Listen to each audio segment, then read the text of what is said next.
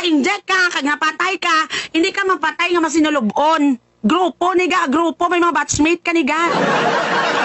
You wouldn't be alone. Kung totoo ka mapatay ka mo after 2 years, so may imo, tas sumbi after 2 years, party-party, niyaga. Pag-abot mo to sa baba, pag-abot mo sa sementeryo, sugatanay ka mo to, saan ka napatay, kagapon, batchmate ta. Ha? You know what, Yangga? To be honest with all of you, I guess it's time for us to stop asking the government to do something. It's time for us to do our part as well.